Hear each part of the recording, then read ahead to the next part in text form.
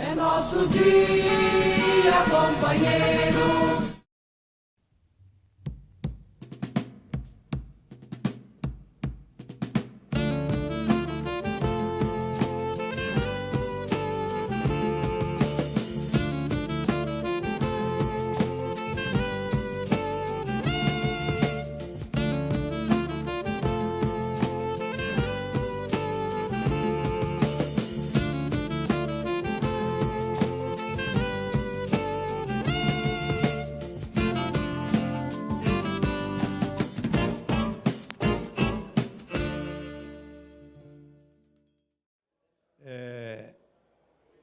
Bom, essa é uma atividade organizada pelo IEP. O objetivo é ouvirmos os escritores operários ou ligados ao movimento operário.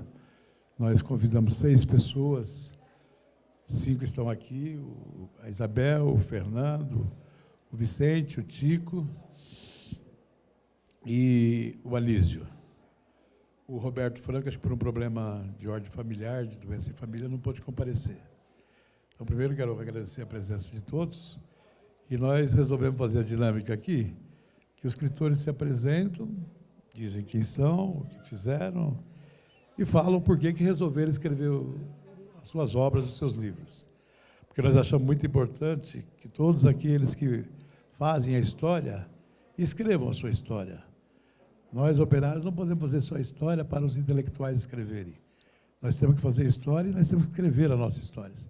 Nós temos que ter o mérito de conseguir pôr no papel aquilo que nós fizemos e aquilo que nós pensamos.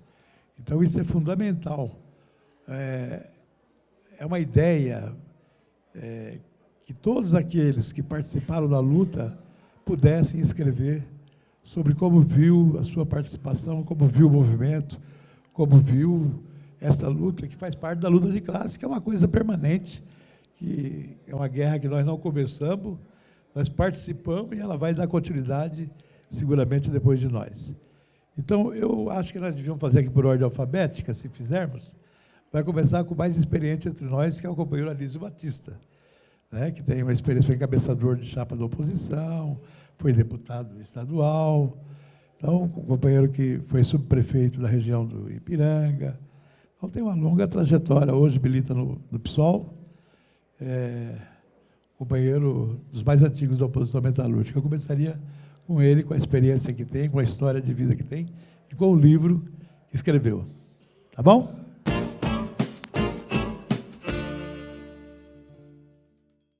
Bom, já me apresentei, Anísio Batista, né? Sou nascido no estado de São Paulo, São José do Rio Preto. E tenho uma trajetória de vida, né, rural, como lavrador, minha família é lavrador. Na época, 1941, o Brasil ainda era bastante rural, né? E então tive realmente minha trajetória por aí. A minha trajetória no estado de São Paulo foi São José do Rio Preto, quando nasci, depois mudei para Lins, meu pai. De lá nós trabalhamos de colono, não sei se a juventude sabe o que é colono, de café, né? No caso que está aqui. Aí a gente trabalhou de meieiro. Meieiro a gente trabalha numa lavoura e trabalha com uma porcentagem para a gente e outra porcentagem para o patrão, né? Para quem não tem conhecimento, né? E depois de uma vida assim bastante apertada na época, a gente resolveu mudar um pouco de vida. No caso, eu, como jovem ainda, eu trabalhei na roça até os 18 anos como lavrador, com a minha família. E depois, nessa trajetória, eu vim para Marília, me criei mais em Marília, na minha juventude, até os 18 anos.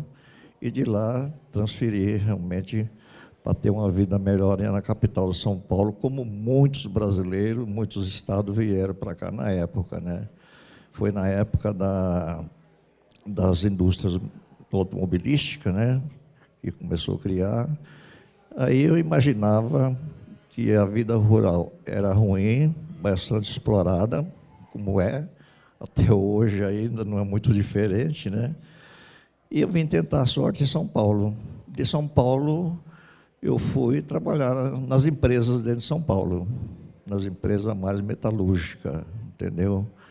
E aqui, ainda quando eu cheguei em São Paulo, em 1960, ainda a capital era muito crítica ainda nos bairros de água, luz, asfalto, pavimentação, escola, creche. Vocês podem imaginar como que era a capital. Mas em termos de sobrevivência, no salário mínimo, naquele tempo era bem melhor.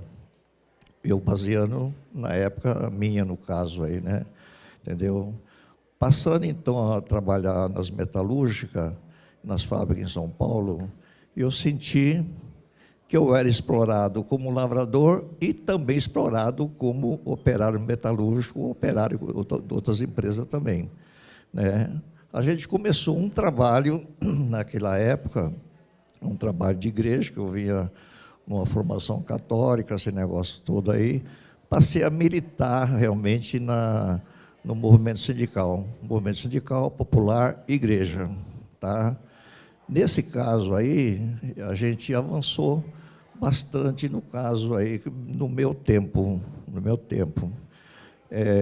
A gente era organizado enquanto metalúrgico, operário, a gente era organizado enquanto Sociedade Amigo de Bairro, a gente era organizado enquanto pastoral operária, ligado à Igreja Católica, e aí a gente tinha uma militância muito grande no caso aí. No nosso tempo, não sei quantos minutos eu tenho, podia falar, não sei lá, você vai me cortando. Ah, tá, aí você tá. Bom, no meu tempo, na verdade, a gente era muito organizado, os trabalhadores, né? Naquele tempo, o sindicato era bem mais organizado do que hoje. Era o peleguismo, que nós chamávamos de pelegos, né? Que nós fizemos um trabalho tudo para derrubar o pelego hoje no Brasil, naquele tempo, naquela época, e nós conseguimos a conquista de derrubar os pelegos. Não só dos pelegos, como nós fizemos um trabalho muito grande, organizado, para derrubar a ditadura militar, que a juventude que está aqui não conheceu na época, né, que devia conhecer um pouco a nossa história, que nós perdemos muitos operários mortos, operários banidos do país, e o trabalho ferrenho de você perder emprego nas fábricas por ser um orientador dos trabalhadores, você ser uma liderança. Eu posso dizer que eu trabalhei em 18 metalúrgicas da capital, e todas elas foram mandadas embora por ter um trabalho de orientação para os trabalhadores. Então, nesse ponto de vista nosso, naquela época, a gente tinha uma organização interessante, né? A gente estava organizado tanto com várias categorias, não só de metalúrgica, bancário, teste, esse negócio todo aí. E também nós estávamos organizados com o pessoal rural. Além disso, nós era organizado com os estudantes, as faculdades. Era muito interessante. Os artistas. Quantos artistas que trabalhou para nós, fizeram show para nós, como metalúrgico, né, Chico? E aí o Chico são mais vovô daqui, o Fernando do Vó, entendeu? Então, e o Vicente também. Então, nós tínhamos um trabalho organizado. Dentro desse trabalho organizado, eu escrevi um livro que chama Da Roça Rousseau, Por que Da Roça Rousseau? Porque eu tenho uma experiência realmente de lavrador, da roça, de plantar café, colher café, amendoim, tudo vocês podem imaginar. E depois na fábrica, como um trabalhador de fábrica, operário, que eu trabalhei fazendo de peça de bicicleta a peça de avião, entendeu? De navio, esse negócio, tudo vocês podem imaginar nas empresas que eu trabalhei, são várias empresas, na verdade, né? Então, com isso, o meu livro conta uma história importante até para a juventude ler. Como você faz um trabalho organizado para virar a sociedade? É muito difícil. Na minha época, além do regime militar, por exemplo, era muito difícil. Você não podia nem ser sindicalizado. Se o patrão soubesse que você era sindicalizado, você era mandado embora da fábrica, tá? Nós conquistamos tudo isso na porrada contra os patrões. Nada que os trabalhadores ganharam até um certo tempo foi gratuito que os patrões deram. Foi na base realmente das greves e das grandes negociações que nós tivemos, né? Se você imaginar o nosso 13º salário, por exemplo, em 1962, 63, foi uma greve nacional para nós ganhar o 13º. Talvez a juventude não sabe disso. Foi na porrada aqui no Brás, centro, viramos rádio patrulha, tocamos fogo. É isso, muitas vezes, que realmente a classe trabalhadora consegue ganhar alguma coisa, tá?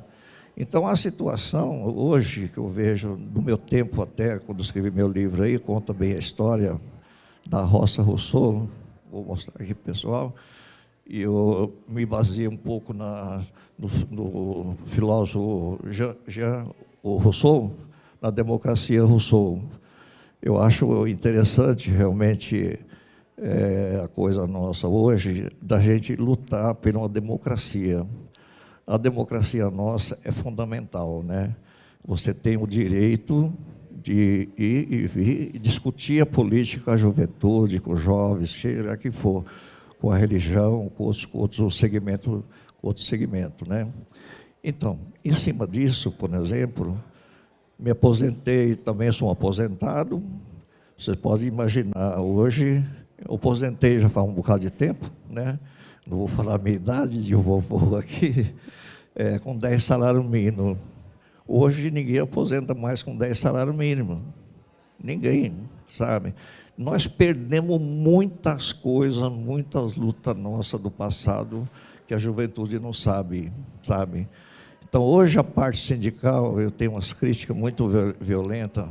Nós derrubamos um peleguismo brasileiro, o Joaquinzão, que era o famoso da época, né? E eu, como metalúrgico, junto com o Chico, Vicente, os metalúrgicos nossos da capital, que está aqui também, eu encabecei uma chapa em 78, no sindicato, e essa foto aqui, que está aqui na capa, por exemplo, quando nós conseguimos provar para o procurador que as eleições do sindicato tinham sido fraudadas. Aí, quando eu desci para falar na Assembleia, o pessoal me carregaram, saiu a foto daqui, né? Então, para vocês terem uma ideia como que era no passado. Mesmo em 78, a repressão era violenta, né? O Santo Dias, o nosso grande companheiro, que foi assassinado na porta de fábrica, e as grandes greves nossas, né? As greves nacionais nossas. Pegar as greves do ABC, as greves nossas, a luta interna das fábricas, a organização, as comissões de fábrica, por exemplo, que nós organizávamos as comissões de fábrica, né? Era clandestina, você não podia falar que a gente escolhia os melhores elementos que de confiança das empresas, por exemplo, que a gente trabalhava, e fazia as comissões clandestinas. E aí nós discutia, ia para a greve, ia para a negociação. Então, era fundamental na nossa época do passado aí. Eu acho, hoje, a juventude está muito acomodada, na minha visão de ver, tá? A juventude, né? Eu creio que também os nossos sindicatos, também as centrais sindicais, deixam a desejar também. Então, bem sintético, né? Eu fui deputado estadual pelo Partido dos Trabalhadores, sou fundador do Partido dos Trabalhadores, na época, entendeu? 1980, e na oposição sindical, todo um trabalho desenvolvido e junto com todo um trabalho nacional que nós tínhamos contato realmente de formação. Então, um pouco é isso. Se tiver alguma pergunta, depois eu respondo. Muito obrigado.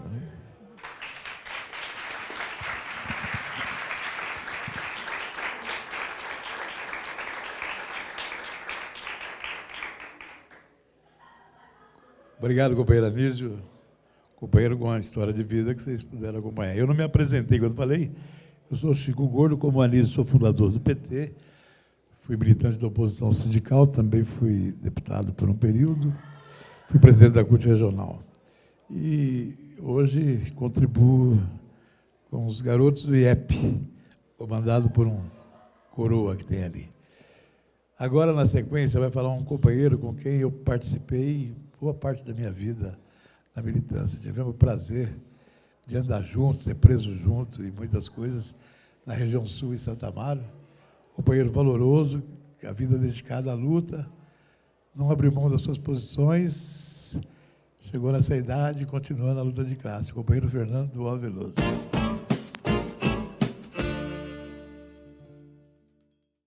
Boa tarde, companheiros. Para mim é uma honra estar aqui, junto com essas pessoas valorosas, lutadores do povo aí, que contribuíram muito para a gente ter essa pouca liberdade que nós temos no Brasil. Todos nós aqui, de certa forma, tivemos uma luta conjunta, né? E eu vou me apresentar. Eu sou Fernando Ó, nasci em Itauá, Ceará. Cidade pequena, mas porém bonita, né? Eu vou falar o seguinte, eu escrevi 2 livrozinhos, tem esse aqui o primeiro que eu escrevi. Eu achei importante escrever, porque desde que eu era criança, que falava algumas histórias engraçadas que o povo lá contava lá, né? Coisas assim, mesmo com o sofrimento nordestino, da seca e tudo, o povo nordestino tem um certo visão de humor, mesmo de cima da desgraça, de cima das coisas, né? Das coisas tristes, né? Então, eu para não deixar as coisas soltas, porque lá pouca gente escreve, né? E eu acabei escrevendo esse livro. É um pouco de humor, de historiazinha, né? Foi a minha primeira, eu achei me sentindo obrigação, como eu vim para cá semi-analfabeto, Ceará, com 18 anos de idade, fiquei na roça até os 18 anos. E, até então, eu vivia naquele mundo lá, que não tinha rádio, nem televisão, mas tinha essas histórias que se contavam nas rodas de amigos, né, nas conversas, né? E mesmo eu estando aqui, indo para lá, o pessoal contava novas histórias, né? Eu achei legal contribuir com essas histórias. Então, esse livro tem esse objetivo de não deixar solta aquelas histórias do século passado, até de outros séculos, né? Que contavam lá, eu conheci quase todas as personalidades que estão aqui, e eu tentei escrever para dar uma contribuição para esse povo que ficou lá, né? Então, eu vim com 18 anos para cá, como eu estou falando, muito difícil, eu vim aqui para São Paulo, eu gastei 13 dias de viagem, naquela época não tinha asfalto ainda na Rio Bahia, eu sou do primeiro Veloso do O que veio para cá, sou o primeiro. Sou o tipo do Pedro Alves Cabral, do O aqui em São Paulo, né? E eu vim aqui com um objetivo muito claro, de estudar e ficar rico. Que todo mundo falava que saindo de lá era para ficar rico. Né? Trabalhava na roça, então eu vou para lá, vou aventurar. E realmente só a viagem foi uma aventura, não deixa de ser uma aventura. Então o pessoal não sabe. Quem é de longe, o que é, mesmo sendo do mesmo país, a dificuldade que você tem de sair do estado semi-analfabético, sem conhecimento, sem saber o que é informação, né? E chegando aqui, toda a questão do choque de cultura, uma cultura camponesa para uma cultura, né, na cidade. Então, o meu livro, até então, eu estava dentro dessa luta aqui. Chegando aqui, eu trabalhei em bar, trabalhei em banco. Claro, comecei a estudar um pouco, eu entrei em banco. Aí, como era... Até então, eu não tinha visão política, nem sindical e de nada. Eu era um alienado, era uma pessoa que pensava só em mim, nas ideias individualistas, né? E... Como eu trabalho em banco, abriram uma agência em Fortaleza, como eu sou regionalista, voltei para Fortaleza. Chegando lá, eu cheguei em 67, voltei para lá, já com mais de estudo, já com mais vivência, já conhecendo um pouco a cidade, os problemas da cidade. Mas mesmo alienado, na época da ditadura, até então, 1967, eu achava que estava certo perseguir comunista, né, a Igreja Católica, que falava a favor dos trabalhadores. Então, eu tinha uma visão alienada. E vou dizer que, aí, por que eu... Aí, né, minha trajetória é um pouco isso aí. Eu tenho toda uma trajetória de altos e baixos. Eu chegando lá, em Fortaleza, fiquei uns tempos lá. Em Fortaleza, os bancários ganhavam salário mínimo. Aqui, quando eu fui para lá, já fui com salário profissional. Então, já chegando, eu já era classe média quando cheguei lá, né? Não? Já fui com salário melhor do que do povo cearense lá. Bom, eu estou falando tudo isso aqui porque aí vem aqui a parte do segundo livro, que foi quando mataram um estudante chamado Edson Luiz, a juventude talvez nunca ouviu falar, não sei se já ouviu falar. Mataram um estudante, na ditadura matou um estudante no Rio de Janeiro, e teve uma passeata em Fortaleza, E os estudantes foram para a rua e eu fui convidado e acabei indo para essa manifestação. Vi muita gente na primeira vez na minha vida, tanta gente reunida, achei bonito. E aí eu fui junto com meu amigo do banco, seguimos essa passeata em Fortaleza, em 68.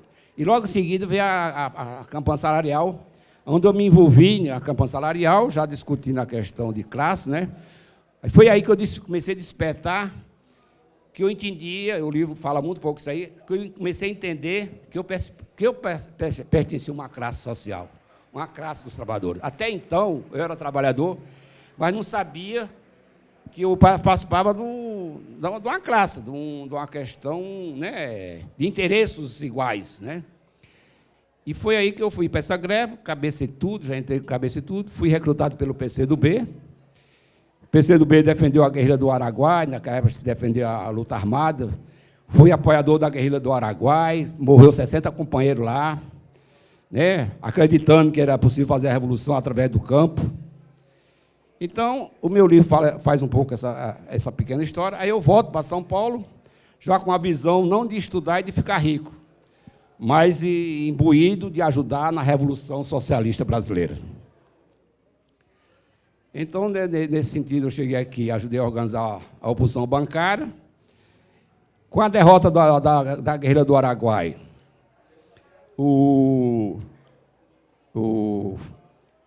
a gente fez uma autocrítica, um setor do pessoal fez uma autocrítica que havia necessidade da gente reforçar o trabalho operário. Eu fui deslocado para fazer o trabalho operário. Foi onde eu conheci o Santo Dias, Anísio, grande companheiro aqui, depois veio o Chico, né? E eu participei de diversas lutas, participei com o Anísio, já em 78, fui primeiro secretário da chapa que ele encabeçava. Fizemos greve já naquele ano, reforçando algumas greves. 82, a mesma coisa, participei da chapa com o Valdemar Rossi, chapa 2, Santo Dias. Ao mesmo tempo, a gente tinha um trabalho que a gente achava que tinha que fazer uma aliança operária e popular.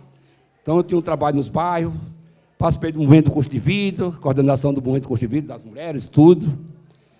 Participei da fundação do Partido dos Trabalhadores, fui do primeiro diretório nacional do PT. E depois veio o desemprego, em 83, eu participei do movimento desempregado na região sul, porque eu achava importante a gente lutar com a questão da crise do desemprego. Eu entrei nessa luta, onde eu conheci o Chico entrou muito, ajudou muito também. Então, a gente teve...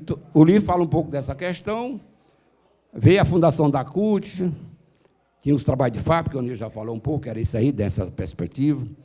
A gente, naquela época, tinha um debate muito claro da luta contra a estrutura sindical.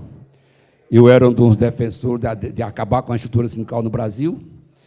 Depois, quando veio a CUT, eu não fui muito a favor do jeito que foi criada a CUT. A gente começou a criar um comitê do Sindicato Livre, a defesa do Sindicato Livre, fora da estrutura sindical. Eu, mais alguns companheiros, criamos um comitê com a sede, os 3 anos debatendo esse assunto, e que meu livro trata esse assunto. Aí você fala, mas foi por isso que você escreveu o livro? Não. Eu achava que tudo que eu fiz era uma obrigação de cidadão brasileiro, de companheiro de classe. Eu não achava que era importante escrever nada. Mas eu tive um amigo lá no bairro, que ele era professor de história, me pôs na cabeça que a gente tinha que escrever. Que era importante. Eu digo, mas eu escrevi, fiz a luta por fazer, que eu achei que era importante, não vejo nada de importante. Mas ele me incentivou a fazer o livro, eu escrevi esse livro, baseado nessa história, nas minhas experiências. E uma das coisas que eu acho que eu levanto no meu livro é o despertar da luta de classe, que eu acho que é importante a gente, como está de fora, não sabe o que é a luta de classe, mas como é que se dá a visão de uma pessoa individualista para uma luta coletiva. Então, meu livro tenta passar essa ideia, faz o debate do Sindicato Livre, faz o debate da Revolução, fala um pouco dessas questões. Eu reafirmo que a luta pelo socialismo é uma luta presente. Se teve derrotas, se teve defeitos, se teve defamação do socialismo, mas até agora a humanidade não não criou outro regime mais democrático, mais justo que o socialismo. Então, por isso, eu acho, enquanto não tiver outra proposta melhor, eu continuo socialista, né? Eu não sei quanto tempo que eu tenho que falar.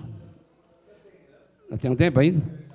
Então, aí dentro, eu fico assim, eu estou até assustado, porque eu escrevi sem a maior intenção, com a maior...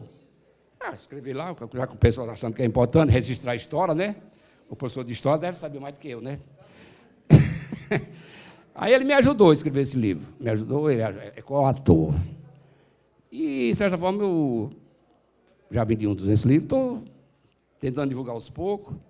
Vejo, com a minha limitação de operário, de companheiro que não tem a universidade, mas tem a universidade da vida, tem a universidade das experiências da luta, que é importante passar para a juventude um pouco a minha experiência, porque eu acho e penso que cada período da história a gente tem que fazer um balanço da história, né? Com os erros e os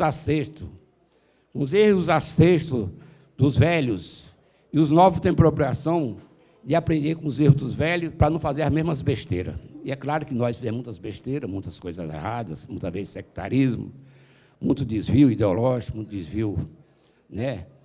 E é importante que a juventude, mais do que nunca agora, assuma a continuação. Eu digo no meu livro, e falo sempre na minha luta, que eu sou continuador da luta dos Pomar, da luta dos negros, né, dos índios, né?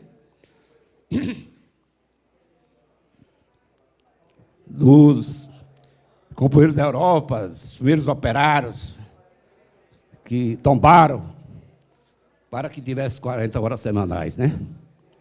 Pelos direitos dos trabalhadores. Então, eu tento, acho importante, o livro, né? É um pouco que está ajudando, inclusive, eu ter essa compreensão que valeu a pena escrever o livro, né? E tem uma negócio acho que era um programa de televisão, não sei se era na Cultura, que falava, quem não gostou, que faça o seu livro, não é não? Obrigado. Tá bom. Muito bem.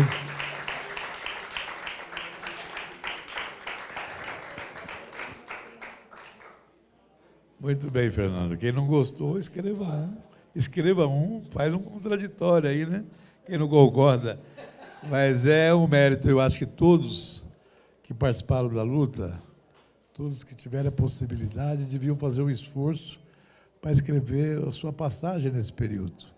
Eu ontem, conversando com um sobrinho meu, ele não sabia o que aconteceu em 1990, ele tem 16 anos. E é estudante de 2º grau já. E ele não sabe, porque isso não se ensina. Você depende da escola que você está, do professor que você tem, que aí pode abrir um pouco mais a cabeça. Mas, no cotidiano, você toma o trem, eu pego o trem, pego o metrô, e eu vejo os jovens, e muitos não sabem, isso que o Anísio falou, o pessoal não se lembra mais do que foi feito. E nós também não inventamos a roda, nós demos só continuidade a um processo que já existia. Tá? Agora nós vamos ouvir a companheira Isabel Pérez, que tem um livro, uma lutadora dos direitos humanos. O livro dela está aqui, os outros eu não mostrei, por falha minha, é A Vida e o Tempo. E a Isabel, como os outros, vai ter um tempo para explicar, se apresentar e falar do seu livro, da sua história. Tá bom, Isabel?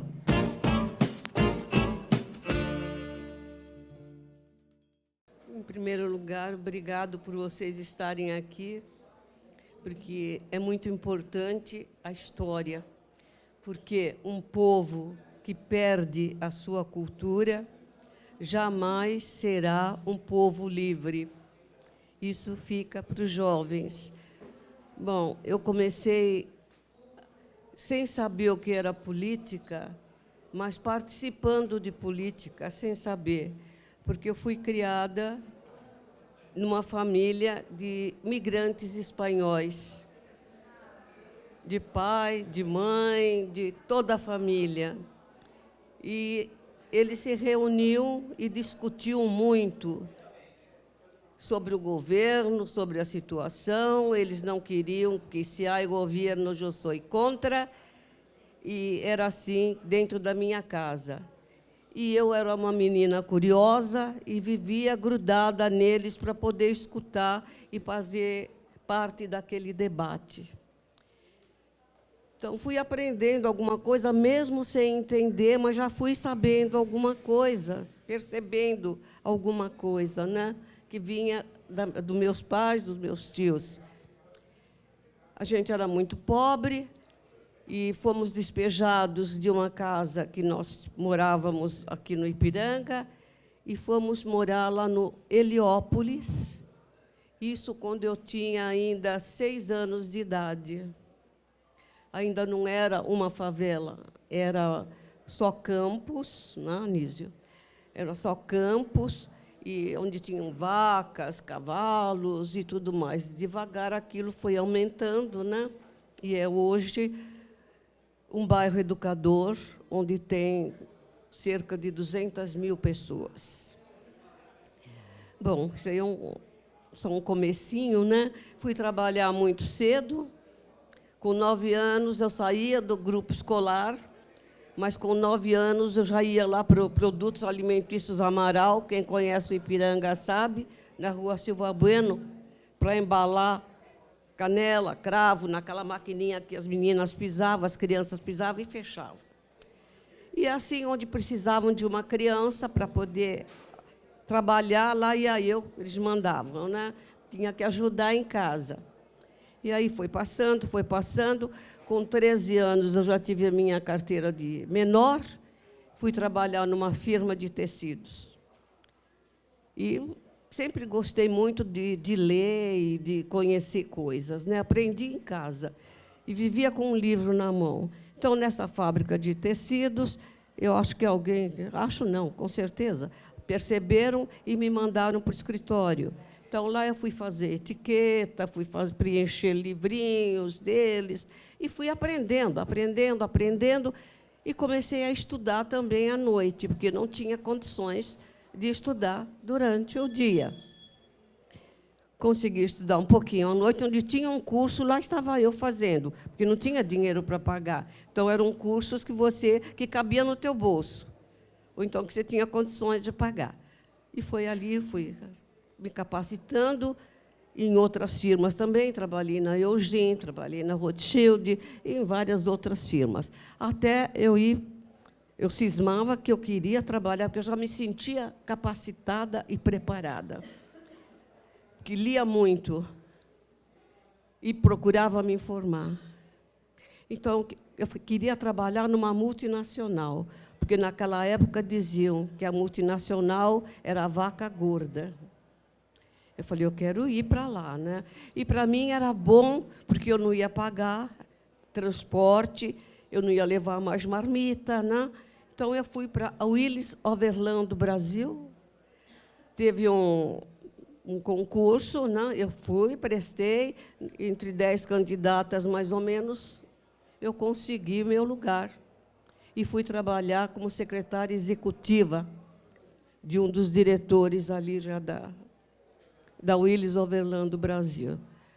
Bom, passou daí, meu salário aumentou, minha mãe pôde ter uma geladeira, e foi aquelas coisas que vocês sabem, né, daquela época. Então, a vida melhorou para nós, que eu pude ajudar um pouquinho mais. E daí casei, tive meus filhos, meu marido não gostava de política, ele tinha uma postura e um modo de pensar bem diferente do meu, né?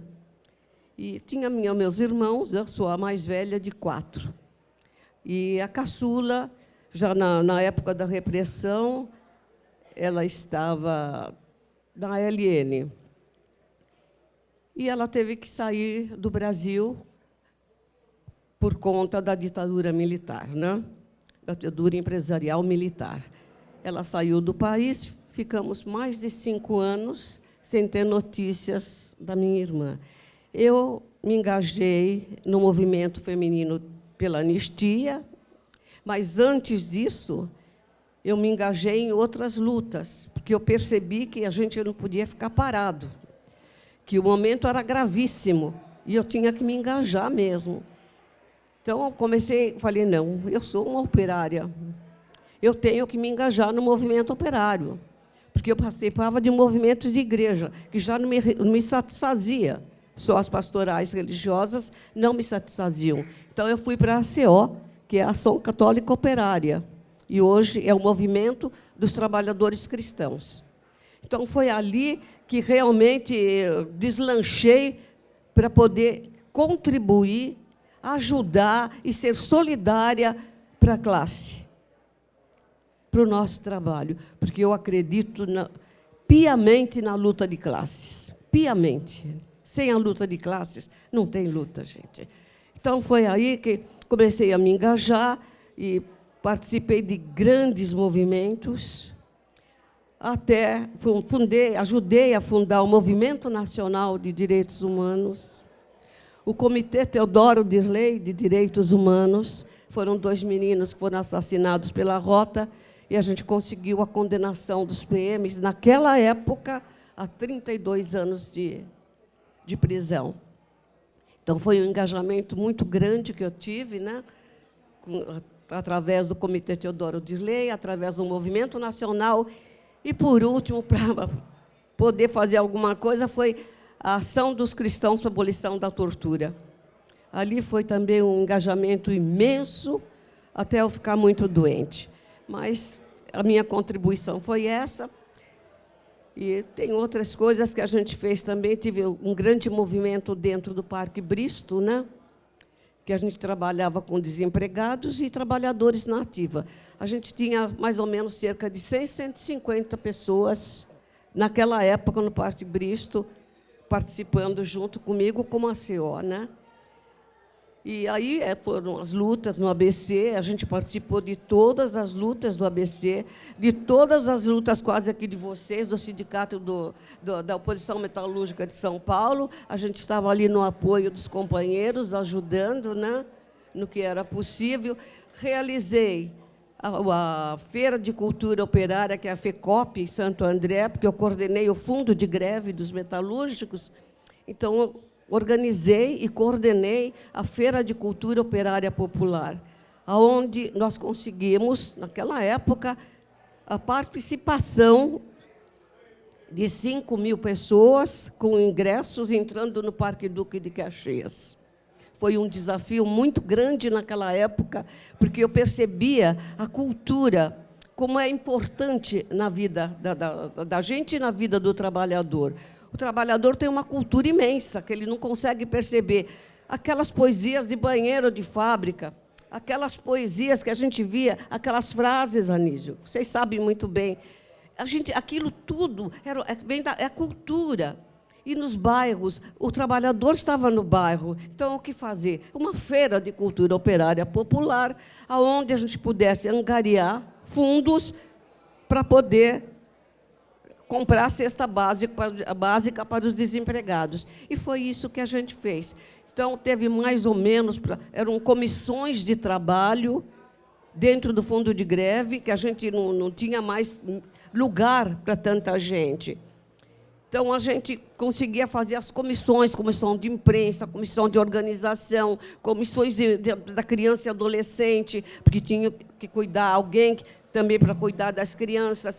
Tinha tudo que vocês podem imaginar de comissão para poder ajudar a realizar essa Feira de Cultura Operária. Ela se realizou com muito sucesso, o sindicato percebeu a importância disso aí, como vocês já vinham falado, a dificuldade dos sindicatos na época, né? Mas assumiram isso daí junto com a gente depois e realizamos a Feira de Cultura Operária Popular no Parque Duque de Caxias, lá em Santo André. Então, a minha luta todinha dessa trajetória foi essa. E o que me levou a escrever este livro, A Vida e o Tempo, é que cada um de nós tem uma história. Nós somos militantes, então a história não pode morrer. A história tem que ser contada. E como é que ela é contada? Não é a burguesia que vai contar para nós essa história. Não é, jamais.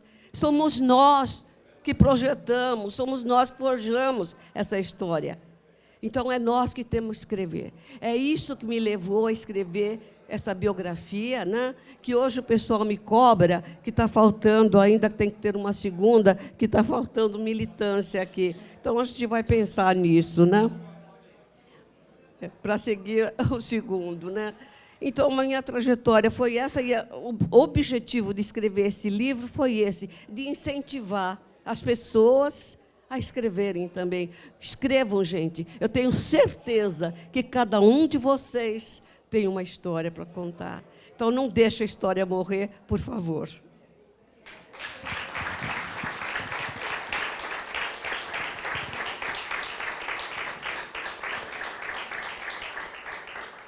Muito obrigado, companheira Isabel. Como ela falou da Feira de Cultura, eu só queria agradecer a Flipei, organizado pela Autonomia Literária. A Flipei, para quem não conhece, é um conjunto, são um conjunto de companheiros, mas principalmente Cauê e Hugo, que são os companheiros diretores da Autonomia que organiza isso. Essa primeira que eles estão fazendo aqui, mas eles organizam anualmente na Flip, em Paraty. Eles são a alternativa à Folha de São Paulo, ao pessoal da Globo. Eles organizam os melhores debates que tem na Flip com o pessoal de esquerda. Aqui hoje, o que nós estamos vendo são editoras, essas editoras que estão expondo, são editoras de esquerda, que trazem vários debates. Agora está tendo o debate da Palestina, já teve sobre a escola cívico-militar, e são vários debates temáticos. Eles fazem esse trabalho há anos, nos cederam o espaço, nós agradecemos muito, que permitiu que nós pudéssemos ter a honra de ouvir esses valorosos companheiros que conseguiram pôr no papel as suas experiências. E nós esperamos que muitos outros possam fazer o mesmo. Eu vou agora chamar o companheiro Tico, companheiro com quem eu convivi pouco, vivi poucas vezes, mas que eu conheço a família e a história da família. O companheiro Antônio Prado de Andrade, de uma família dedicada à luta, de gente que sofreu prisão. Você tem um livro aí, Tico? Ele tem um lá. O livro é esse aqui, e ele vai falar, o livro é sobre a ditadura cívico-militar. Ele vai falar de uma experiência buscando, desde a época do fim da Segunda Guerra, ele vai fazer uma abordagem do que ele escreveu no livro, vai se apresentar, obviamente, como todos, e nós temos o prazer de te receber aqui, Tico. De passar, você tem tempo livre para falar aí uns 10, 12 minutos, tá bom?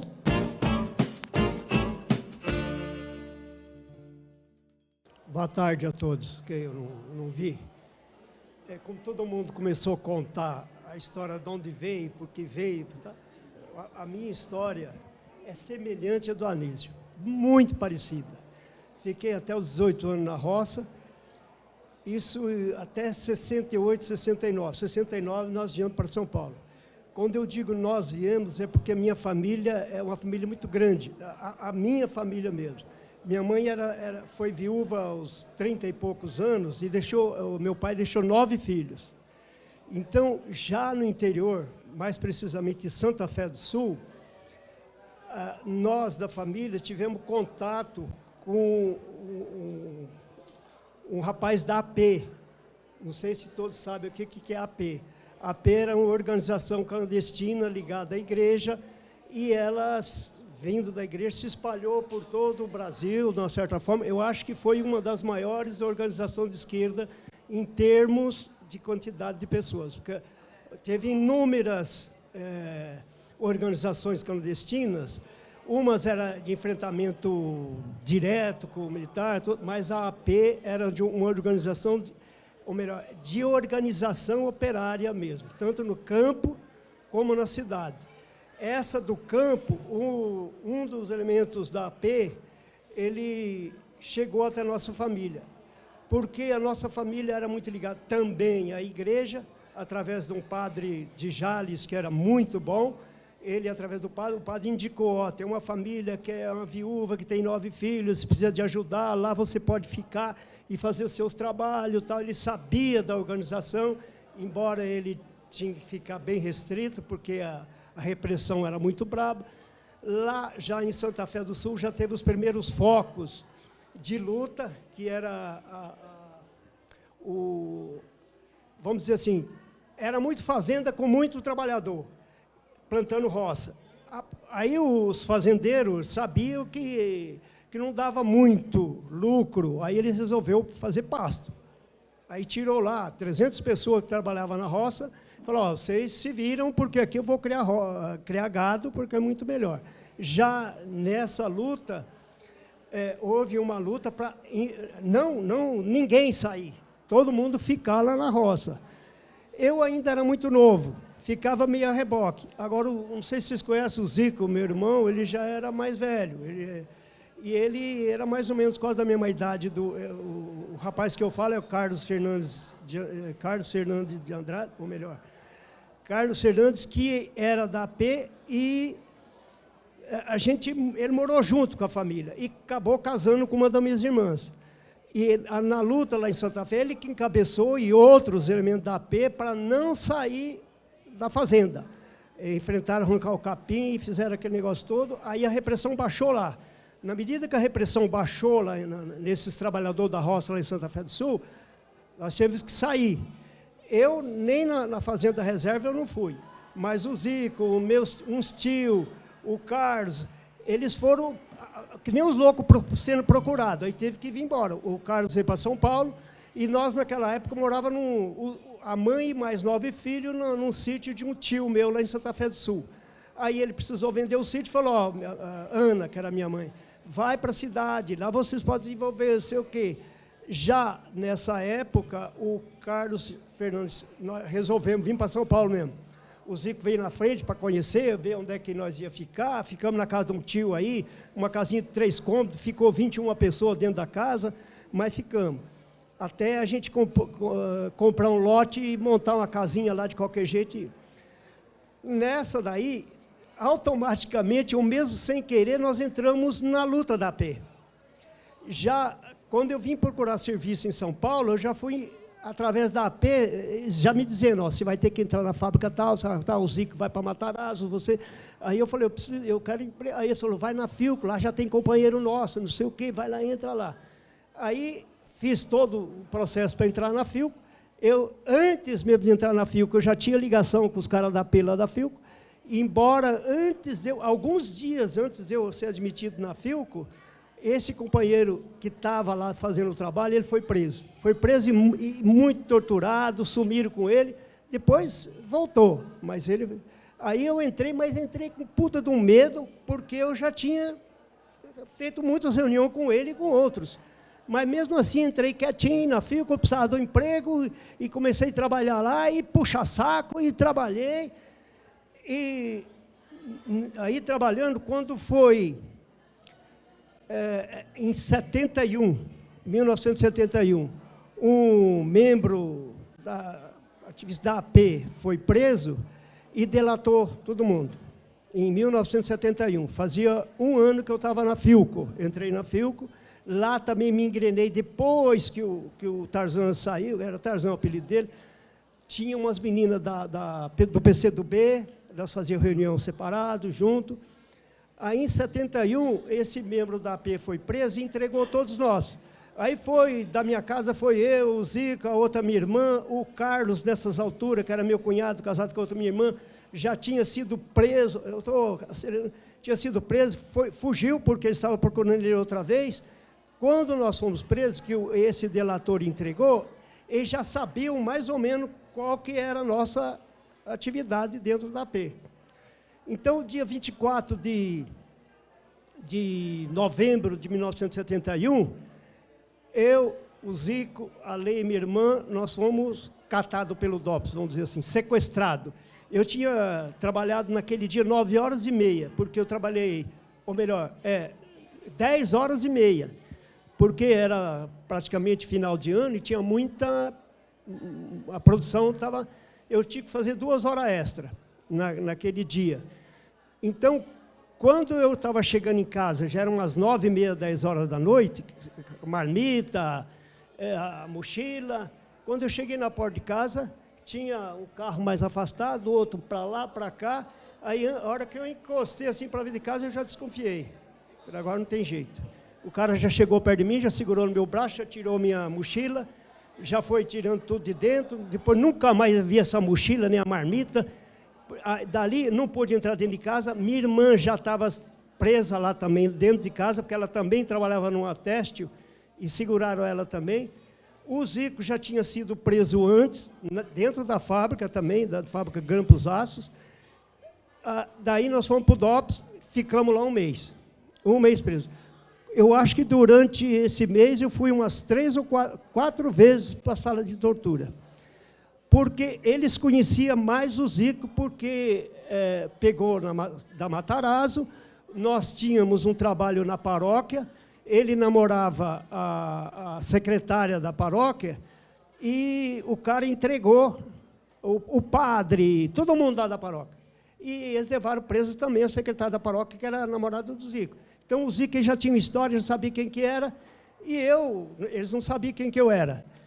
E a minha irmã já sabia também, apanhou pra caramba, foi porrada para todo lado naquele dia. Aí nós estamos lá, eu e a minha irmã levou nós num camburão. Eu lembro que eu nem entrei dentro de casa, mas faltavam as crianças lá, abaixo de mim. Nem o João, meu irmão, que está hoje aqui, ele estava na delegacia também, e era de menor. Eu já era de maior, já tinha 19 anos. A partir daí, nós fomos para o DOPS, e lá eu fui encarregado de carregar colchão para celas, e apanhando. Aí fiquei preso lá na cela 6. Quando foi na madrugada daquele mesmo dia, aí chegou já alguns companheiros que eu conhecia na cela, que foi o Luiz Hirata, que eles conhecem. Luiz Hirata era membro da AP, era um japonês, ele era engenheiro agrônomo, mas estava trabalhando como operário. Chegou o Takio, nós chamávamos Takio, mas era Isamu Ito, era um japonesinho também que eu conhecia. E o Raimundinho, que todos aqui também conhecem, que era da oposição sindical. O Raimundinho ficou na cela junto com o meu irmão. Eu fiquei na cela 6, que o Luiz Hirata, o Takio, como nós chamava, e era em 11 na cela 6. Eu fui umas 4 vezes para o pau, por conta deles acharem que eu era um tal de Júlio. Esse Júlio era um primo meu, que eu fui saber depois, e era ativo, muito ativo. Eu não era tão ativo, embora eu já estava na AP, porque eu rodava material, eu sortava material, eu participei daquele comício relâmpago que teve lá na Concórdia. Lá. Então, quando eles desceu o cacete em mim, pau, aí foi pau de arara, e pergunta aquilo, as perguntas que eles faziam para mim não coincidiam com a atividade que eu tinha na AP. Era muito diferente. Então, o que eu tinha que fazer? Negar, não sei, o pau comia, não sei, levar a parcela, daí 2, 3 dias outra vez para o pau, enquanto não foi o Raimundinho, escondido lá, que eu nem vi. O Raimundinho chegou, porque eles falaram, não é possível que esse cara apanha e não fala quem que é. Aí o Raimundinho falou, não é esse que é o Júlio. Aí maneirou mais para o meu lado. Eu fui uma outra vez para o pau, mas por conta dos nossos cochichos lá, porque tinha um dedo duro dentro da cela. Mas, a partir daí, nós fomos soltos véspera de Natal de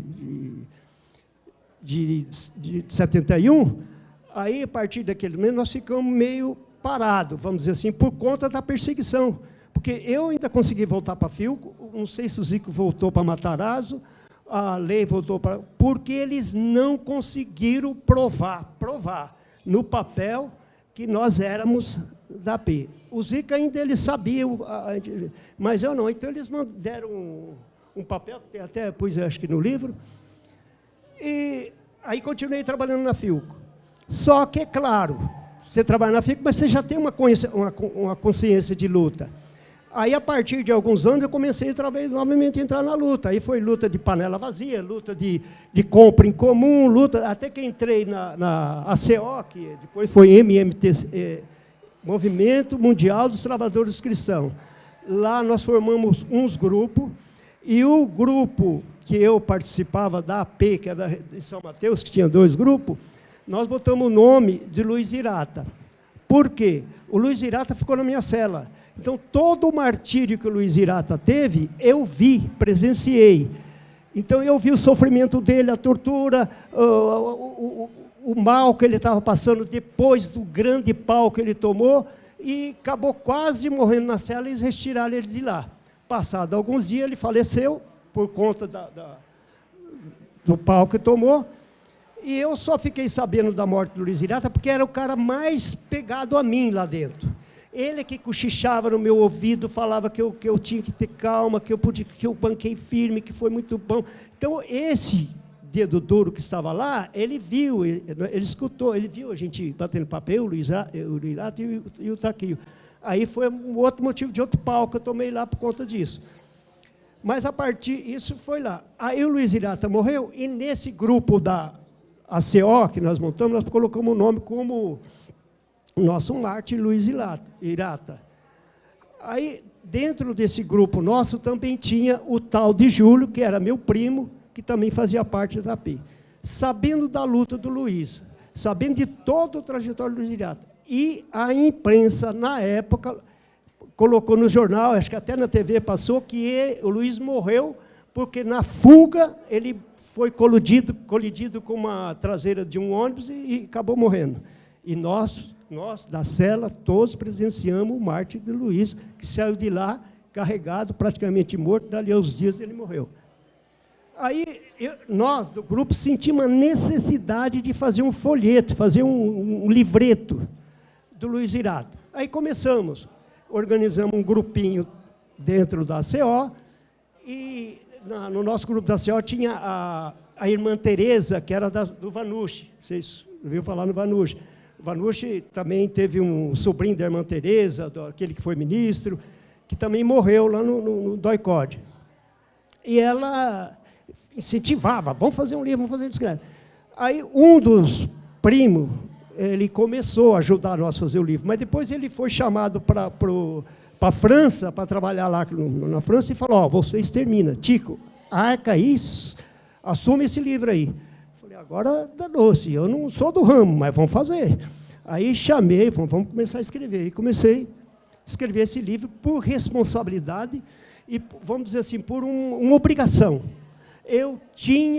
Zé Olindo e os membros do grupo da CO, tinham obrigação de denunciar, falar quem foi Luiz Irata, por que fizeram isso com ele e propagou isso. Aí comecei, fiquei de 2006 a 2014. Em 2014 eu consegui lançar o livro. Mas foi muito difícil para mim, que não era do ramo. Mas eu procurei pesquisar tudo, chamar todo mundo que eu conhecia. Muitos membros da AP, chamei para a gente sentar junto e conversar. Aí comecei a pesquisar, escrevi a noite toda, a minha esposa que sabe o tanto que me cutucava, vai dormir? Não. Então, eu passei o tempo, falei, é minha obrigação escrever esse livro.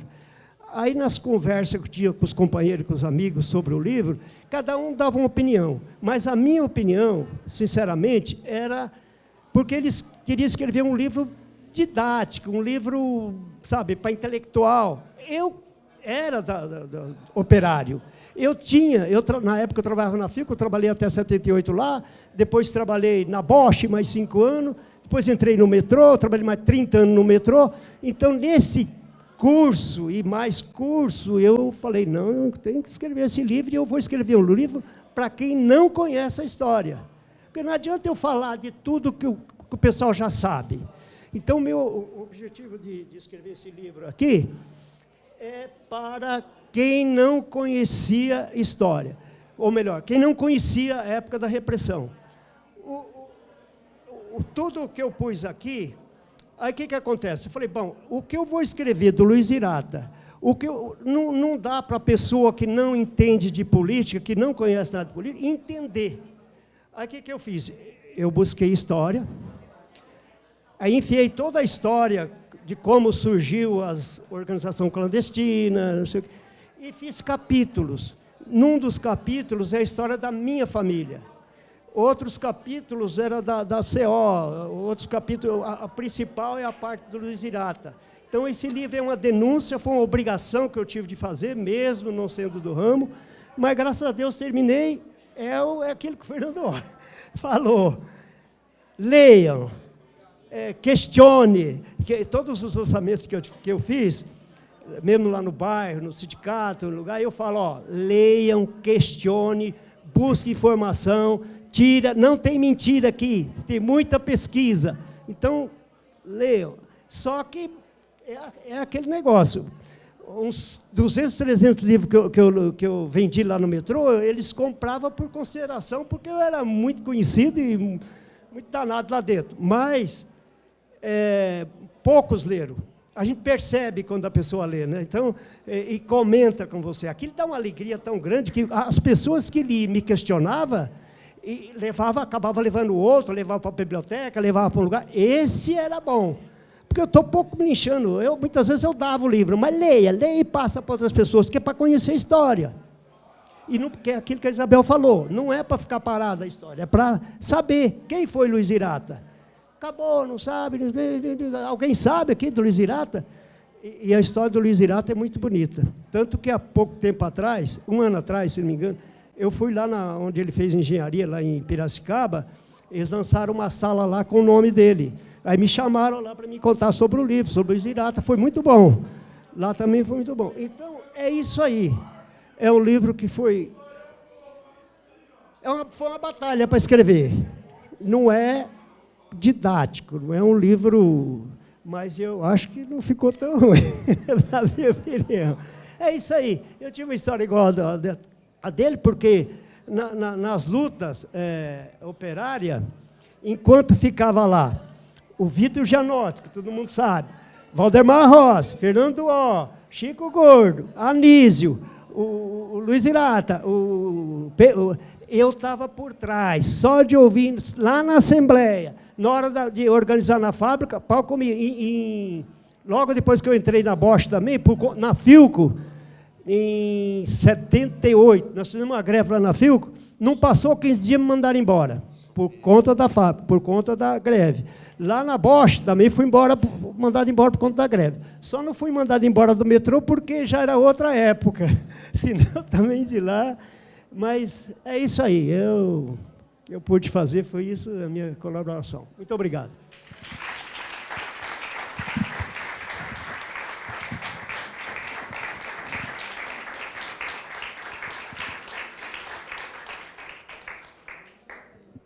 É uma história para ser lida, ser ouvida e ser passada para frente.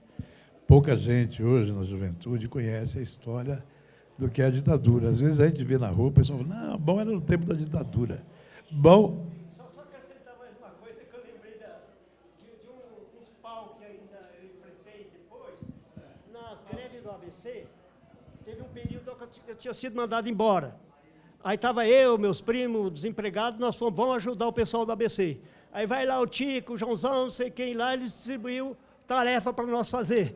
Vocês vão na porta de fábrica, vocês vão levar esse material com embornozinho e tal. Eu lembro que eu tive um carreirão lá, eu e meu primo. Então, lá na luta, mesmo aquela grande assembleia que teve lá quando o Lula estava preso, lá também ficamos presentes, e antes, nas greves lá, eu também participei. Então, é muito bom, você acaba aprendendo, você acaba, vamos dizer assim, se conscientizando e não sai mais. Não sai porque você tem aquilo dentro de você. É isso aí.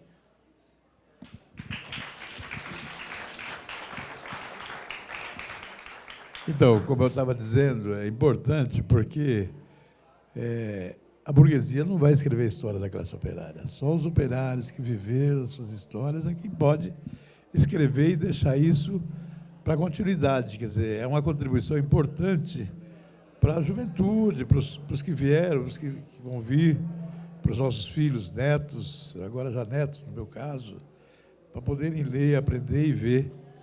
Porque quando o pessoal na rua fala, você vê gente defendendo a ditadura militar, não tem a mínima noção do que foi a ditadura militar. Então, muito jovem é induzido a falar que a ditadura é bom, porque não conhece o que foi isso que o Tico acabou de contar, sessão de tortura e tudo. Então, é uma coisa que tem que ser contada, lembrada, para que nunca mais aconteça. Certo? Bom, gente, eu organizei aqui por ordem alfabética, então o último ficou o Vicente. O Vicente Espanhol. Por idade a Isabel ia ser a última, hein? Ela queria ficar por último aí, ó. Mas eu fiz por ordem alfabética, porque como todos são valorosos, eu não tinha outro critério que eu pudesse definir. E um não era maior que o outro, nem menor que o outro, nem melhor que o outro. Então eu falei, o único jeito que tem aqui é usar a velha ordem alfabética. recorri ali onde eu tive dúvida sobre o T e o V, com o Miguel, e já... Então, agora é o Vicente Espanhol, companheiro que é ferramenteiro, companheiro militante da oposição metalúrgica, que foi companheiro do Santo Dias, companheiro do Fernando Duval Veloso, companheiro de todos nós da oposição, que também escreveu seu livro, que tem na capa aqui um símbolo da metalurgia, que é o paquímetro, Fernando, e a Lisa aí. O velho paquímetro é a capa do livro dele, tem um símbolo da fábrica. Então, nós vamos ouvir agora o companheiro Vicente Espanhol, que fez esse livro e essa contribuição que vai falar da sua vida e do livro.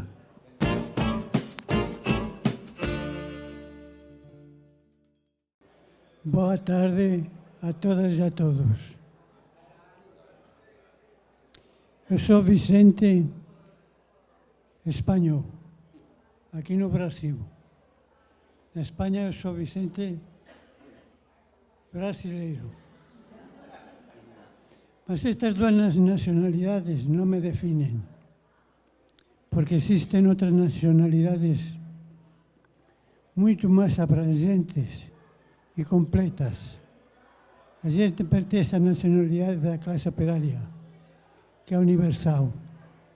E a gente é também defensor do planeta Terra.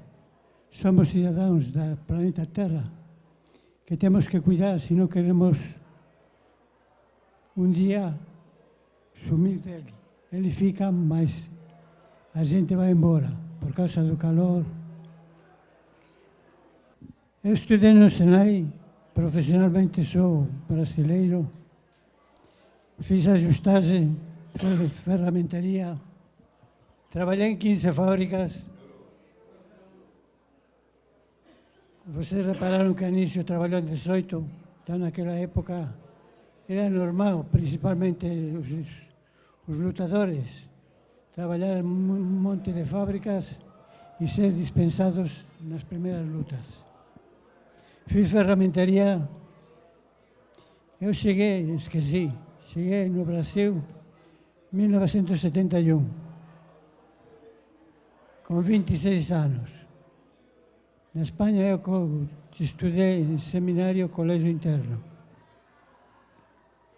Participei da oposição sindical, só que eu considero que fui segundo do time suplente, do Anísio, do Chico, do Fernando, do Santos Dias, a qual eu vi morrer, assassinado, Estanislao, Vítor, Clodon Silva, tantos lutadores. Agradeço o convite ao IEP. Está fazendo um trabalho excepcional. Por quê? Porque eu tenho 80 anos. Daí a pouco a gente vai embora. Então tem que aproveitar as pessoas enquanto estão aqui. Entrevistar, registrar. Quando a gente escreve, a gente quer registrar. Mas não só registrar. Registrar os feitos passados, mas também os sonhos e as utopias futuras, para que o pessoal da juventude se anime e lute, porque a gente está no momento de passar o bastão, falando claramente. Escrevi este livro aqui, de Alma Aberta, que é um estilo bastante diferente, por exemplo, do Danício, Isabel, talvez diferente, mas complementar. E com esta exposição que vou fazer aqui, eu quero incentivar a todas as pessoas a escrever. Porque todos temos capacidade de escrever. Este livro aqui, eu comecei a escrever no século passado. Publiquei em 2014. E eu o que trato aqui? Eu tento descrever a vida da gente. De tal forma que estou preparando um outro livro, porque a vida não para. Só precisa ter olhos para ela. E eu quero formar pessoas críticas que pense para no ser operario, para que lute e não servir para os interesses do patrão. Então, é importante saber o que eu quero é lutar e passar as ideias socialistas e transformar uma sociedade capitalista em socialista. Só que isso não se consegue com os alicerces que temos hoje. Não conseguimos, porque são alicerces do sistema capitalista. Individualismo, egoísmo, meritocracia. Temos que trocar para outros valores do sistema socialista, alicerces do sistema socialista, para poder construir solidariedade, justiça, paz. Aí sim, aí podemos conquistar uma sociedade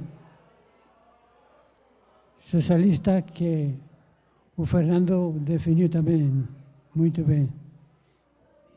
Está claro que o capitalismo não consegue solucionar os problemas dos operários. Pode subir partido, pode subir o PT, pode subir qualquer partido, ele não vai conseguir transformar o sistema capitalista para o socialista. É impossível. Entendeu? É importante saber como funciona a sociedade para transformar ela. Quem que manda na sociedade? Os ricos. Não é o presidente que manda. O cara do Banco Central manda. A Câmara manda. O Congresso manda. Essas pessoas, apoiadas com o exército, que tem as armas, conseguem manter o sistema capitalista em pé. As religiões influem também para isso aí. A gente sabe disso aí. E principalmente a omissão das pessoas, a ignorância das pessoas. E eu intento isso aí, criar pessoas com espírito crítico, para que tenham capacidade de transformar a sociedade.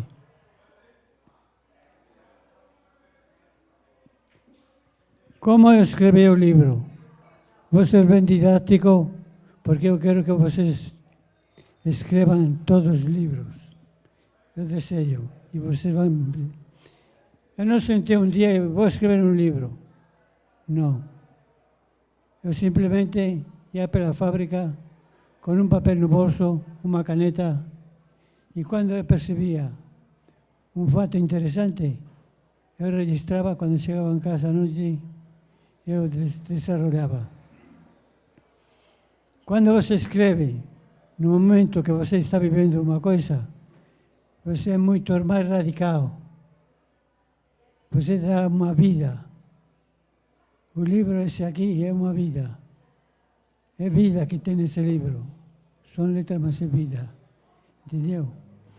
Então, depois de um tempo, você percebe que você tem uma quantidade de material incrível.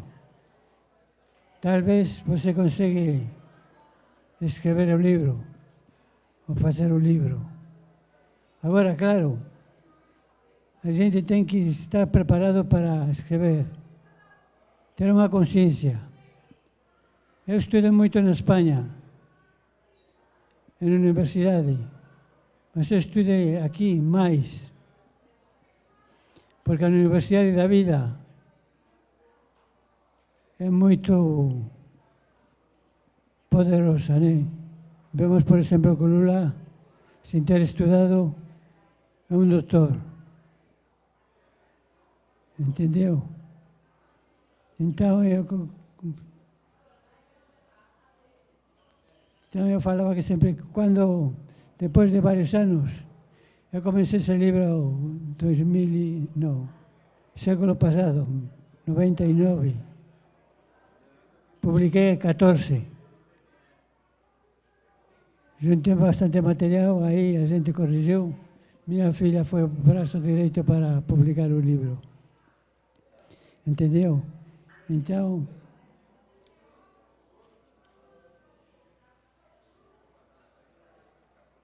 é o que eu falo.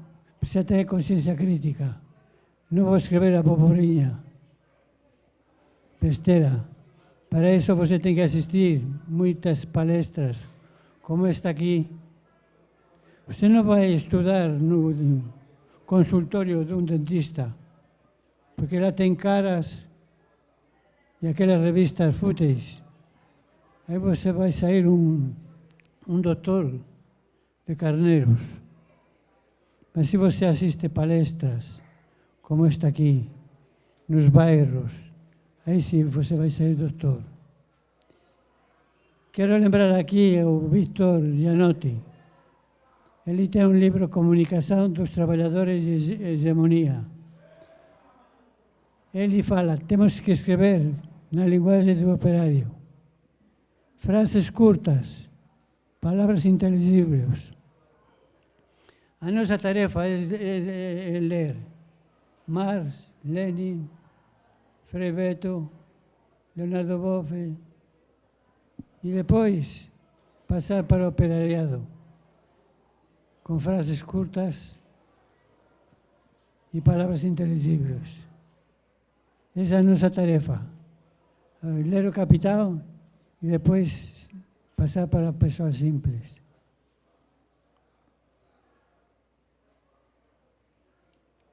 Escrevo para as pessoas, para que as pessoas leiam. Falaram aqui.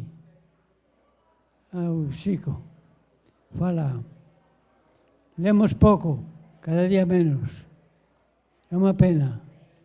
O livro não é para estar na estante, parado. Ele é para caminhar. Passa para outro, passa para outro. Ele não pode ficar parado.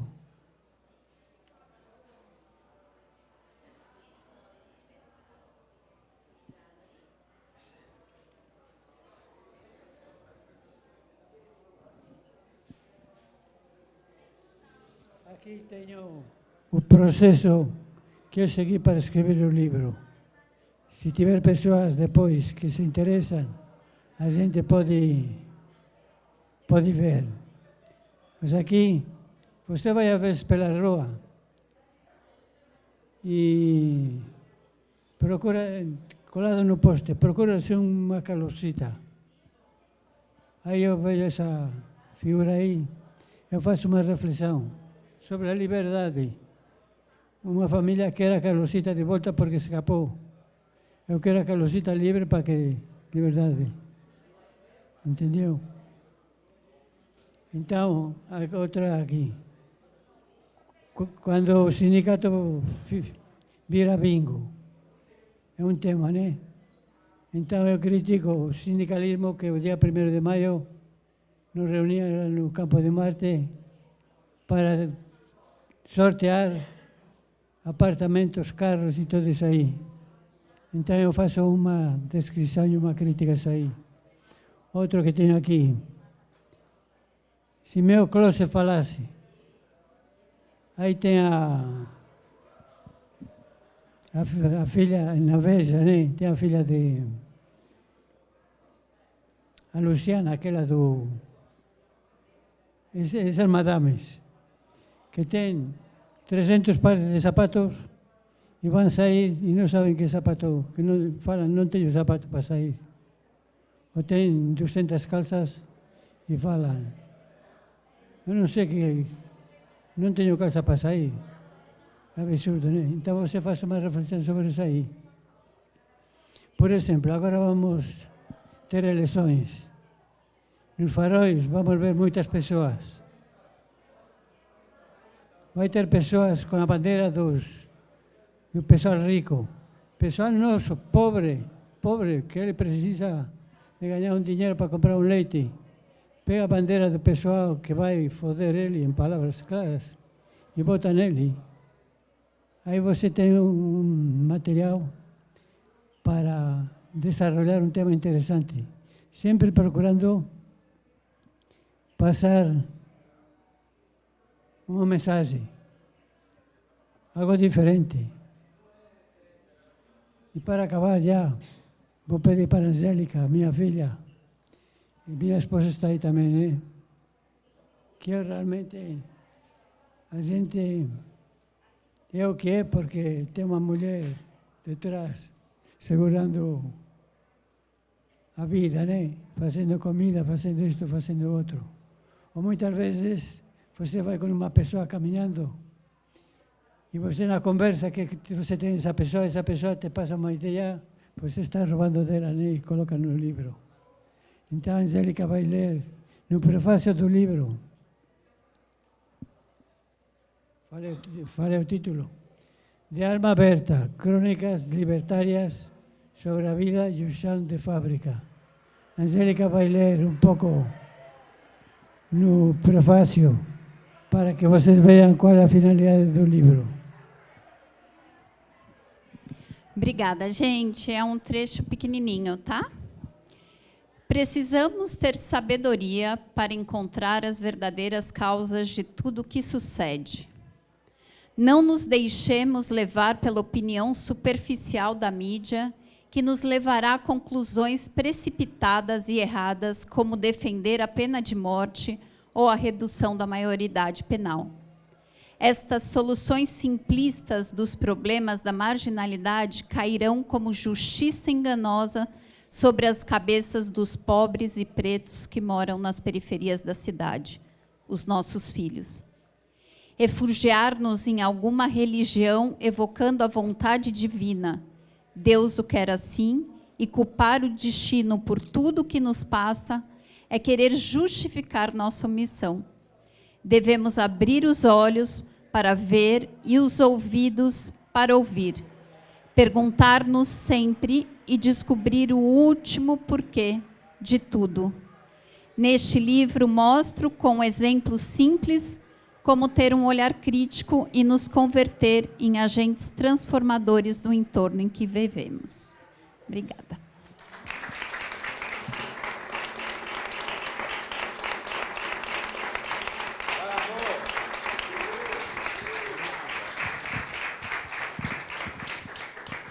Está aí uma forma simples de ver a vida. Olhar crítico. Bom, companheiros, agora, como todos falaram, a primeira coisa é dizer o seguinte: quem quiser adquirir os livros está na banquinha ali. Quem quiser e deve, quem não tem, adquirir os livros, tá? E nós vamos abrir o debate. Se alguém quiser falar, nós vamos, enquanto nos permitirem aqui usar a sala, nós estamos à disposição. São 6 horas, são 7 horas agora. Nós ficamos 1h30 na sala do que nós tínhamos aqui direito a 1 hora, mas pelo que ninguém falou nada, vamos tocar o bonde. Então, se alguém tem coisas a falar, perguntas a fazer para os autores, está aberto.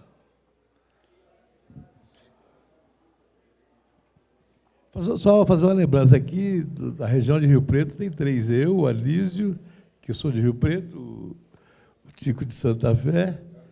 Então, só aqui nós temos 3 que vieram daquele pedaço. E quando o pessoal fala que morou de colono, meieiro e tal, era no tempo que tinha café, porque agora é só cana-de-açúcar.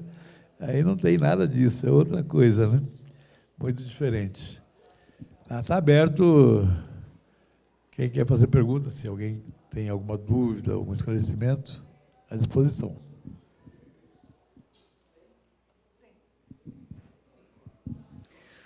Oi.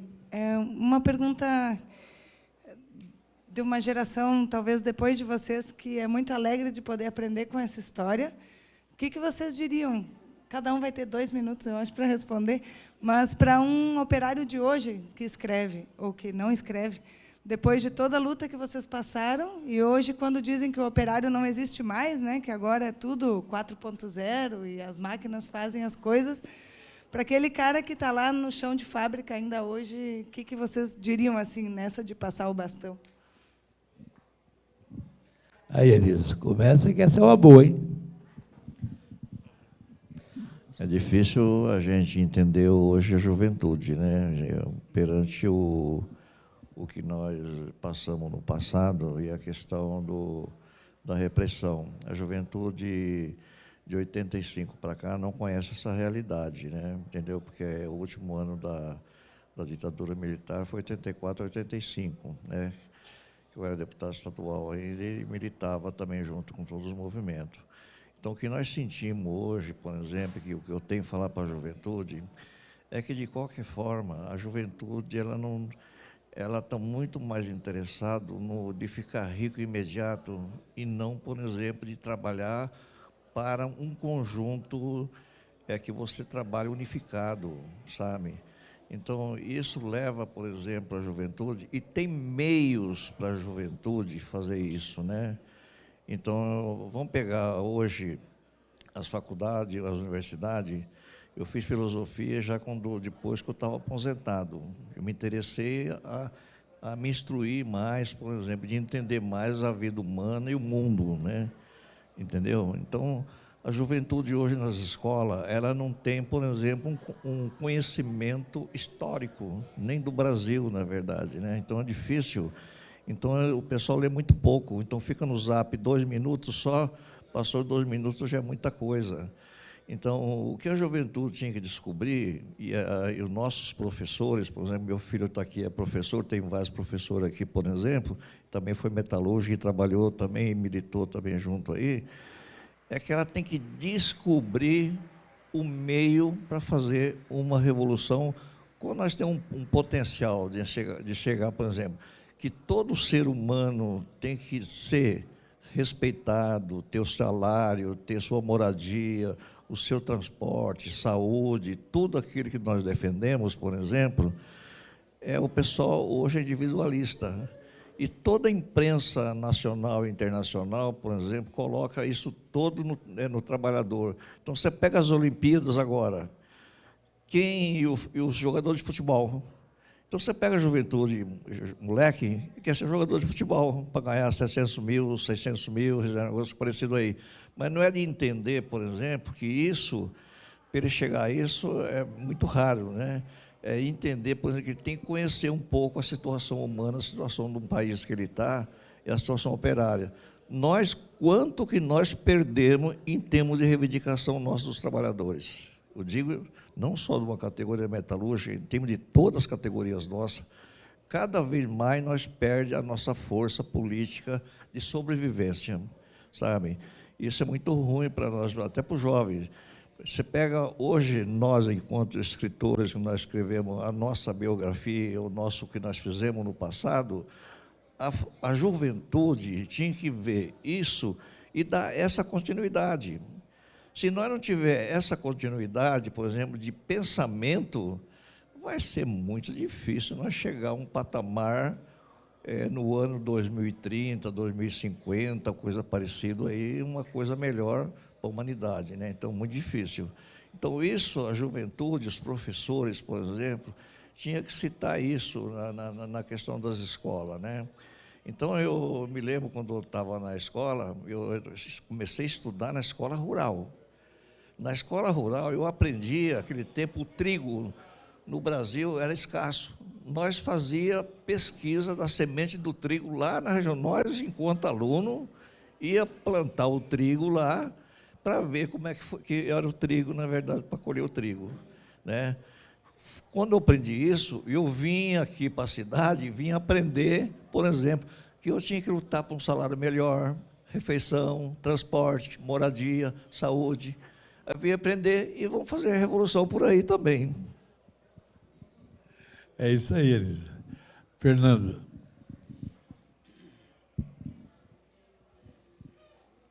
Acho que é uma pergunta assim, muito difícil de responder, porque eu acho assim, cada época, cada momento, cada época da vida, da sociedade, do país, tem a juventude tem um desafio, né? E eu acho que naquela época nós tínhamos uma coisa boa que, de certa forma, não é desfazendo a juventude de hoje, mas existe todo uma conjuntura internacional que falava de revolução, que falava de transformação, que tinha muito emprego ainda, muita concentrações de empresas, era fácil fazer o trabalho, de entender o trabalho operário, assim, de mobilizar os trabalhadores. Quando tem emprego, é mais fácil mobilizar os trabalhadores. Quando não tem emprego, fica complicado dos trabalhadores não ir para a luta.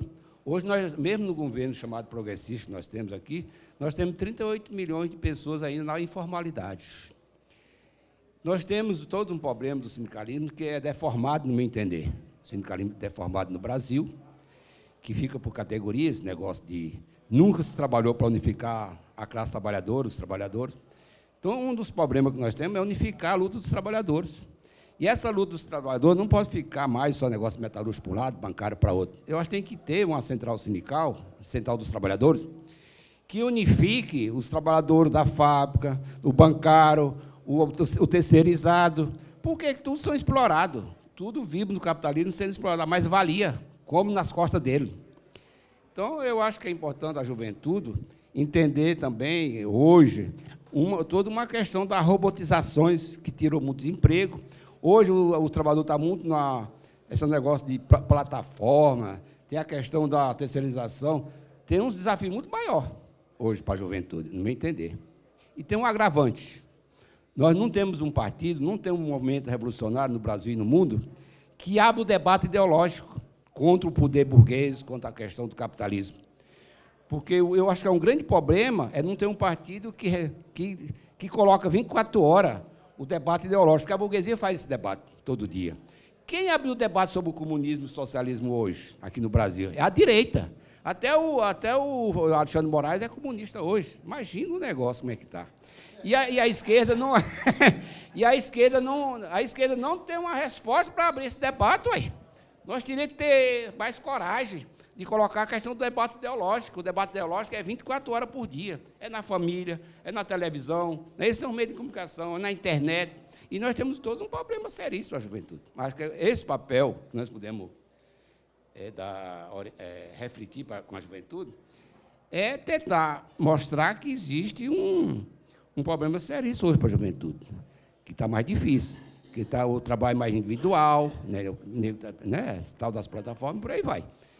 Mas eu acho que o sentido é a gente tentar rediscutir a questão de luta de classe. No meu entender, não está mais tendo o debate de luta de classe. Muita gente hoje, na própria esquerda, fala de sindicato cidadão, quando eu acho que a luta de classe continua, está viva. Né? Está viva. Hoje, todo o incentivo de você ser empreendedor, não é isso? Está muito impregnado nas pessoas, que não querem mais ser trabalhador. Então, nós temos todo um debate ideológico para fazer com a juventude. E eu acho que são vocês que vão ter que descobrir essa encrenca. Tá bom? Só para dar um exemplo desse negócio de empreendedorismo, no nosso tempo, quem ia trabalhar aquele salãozinho de beleza, boteco e tal, quando o cara estava... Não, Fernando, eu cheguei em São Paulo, fui trabalhar no bar, porque não estava profissionalizado. Agora é empreendedor, mudou agora, o negócio mudou formalmente, né? Isabel. Talvez o que eu vou colocar não vai agradar a todos, mas o que eu questiono muito é o individualismo que a maioria da humanidade vive, principalmente a classe trabalhadora, devido aos meios de comunicação e devido à alta tecnologia avançada. Então, eu acho que isso daí prejudicou muito, foi uma jogada muito bem feita, que a gente não consegue ver a dimensão disso. Então, as informações que são mais desinformações, ela nos absorve e a gente não consegue refletir realmente, porque é muita informação que acaba gerando uma desinformação. Então, isso aí eu acredito que... E nós não temos mais quase que capacidade de poder analisar realmente o que é fato, o que é verdade. Porque vejamos agora o que está acontecendo na Venezuela. Meu Deus, a maioria do povo, se você perguntar, vai falar, não, aquele ditador tem que sair de lá. É a maioria do povo não consegue ver o processo histórico todo que atravessou a Nicarágua. Por quê? Porque a mídia que nós temos, todos vocês sabem, está na mão de quem? A gente sabe nas mãos de quem está a mídia. E a gente sabe que agora entrou ainda mais a inteligência artificial. O que é que nós vamos fazer com relação a isso? Principalmente os jovens. Eu acho que nós, velhos, deveríamos estar ouvindo os jovens também. Porque o que eles estão pensando de tudo isso?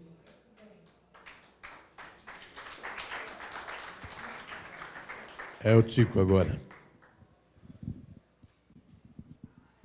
Essa evolução do capitalismo, se a gente não ficar atento, isso vai levando desde 64, 70, 80, 90, 2000, e eles vão arrumando forma, estudos de dominar. Então, cada época é uma realidade diferente.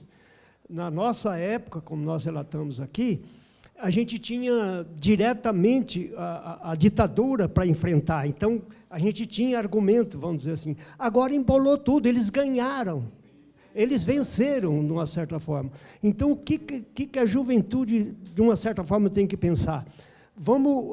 Eu imagino algumas lutas que esses jovens, vamos dizer assim, que é mais de esquerda, teria que fazer.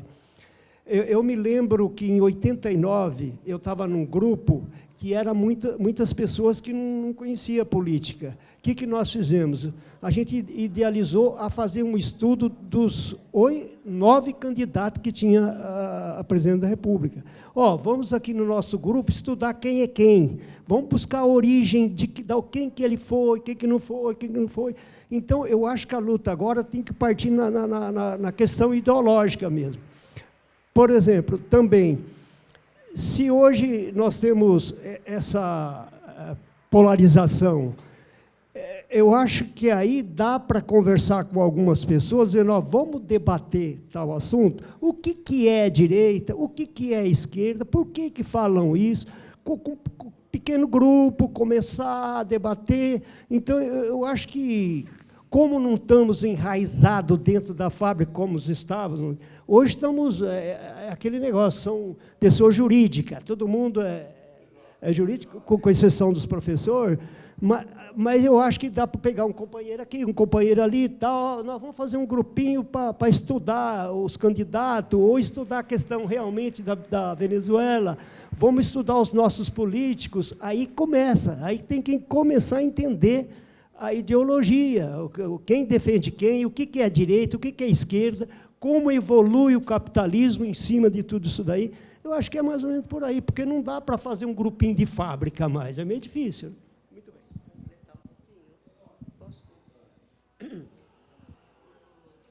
bem. Falando, eu lembrei das nossas reuniões lá em São Mateus, que a gente levantou uma proposta dentro da CO, que a gente já estava encontrando alguma dificuldade, isso há quase 40 anos atrás, já estava percebendo isso. Então, a gente falou, o que nós vamos fazer? Vamos começar a formar mais grupos para poder discutir essa questão, né? E fizemos um grupo para discutir todos esses problemas, né? Aí fizemos um livro que se chama Conhecer para Transformar.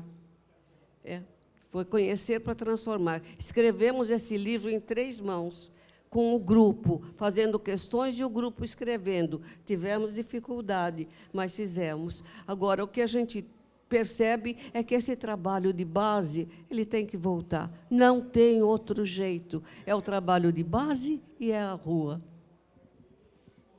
Obrigado, Isabel. Agora o Fernando é o último pela ordem alfabética. E o Gonçalves estava pedindo a palavra, Gonçalves? Mas deixa ele terminar para responder a pergunta aqui. Tem uma pergunta no ar ainda. Realmente só vou repetir as ideias que os outros falaram e confirmar. Se a gente não educa o pessoal ideologicamente, não vai ser com cestas de ajuda à família casa própria, os regalos. Frei Beto falava ontem, se não educamos o pessoal ideologicamente, não conseguimos. Se não tiramos a bunda do sofá e os olhos da Globo e dos canais oficiais, vamos ser sempre escravizados, porque esses meios são dos ricos, são os donos do poder. Então, sair dessa comodidade e fazer o que eles acabaram de falar. Em reuniões, em palestras, estudar, esclarecer, porque quando estava Lula em São Bernardo, ele dava um grito na voz e parava. Onde está a classe operária hoje? Está trabalhando em casa, no computador. Aqui é o que falou Fernando. A luta é de todos os trabalhadores. Agora, o que falar para a juventude? Se formar, se formar, se formar. Consciência, consciência, consciência. Entendeu? E vão ser vocês que vão ter que descobrir os caminhos através da internet, mas não vai ser através da internet, uma comunicação que você faz lá, que você vai ter todos os trabalhadores seguindo você. Vai ser nesta aqui, nesta universidade. Esta universidade verdadeira. Esta universidade verdadeira. Temos que estudar nela. Porque é vida. E a vida não para. Eu escrevo outro livro e, se eu vivesse mais anos, se o meu Parkinson permitisse que eu vivesse mais anos, aí eu poderia publicar mais livros, porque a gente escreve sobre a vida. A vida não para.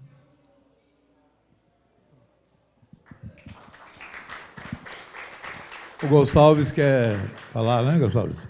Deixa eu avisar, nós tínhamos um horário limitado nessa sala. Após o Gonçalves falar, eu estou encerrando as inscrições, porque deixei aberto, ninguém perguntou. O Gonçalves pediu a palavra agora já no fim.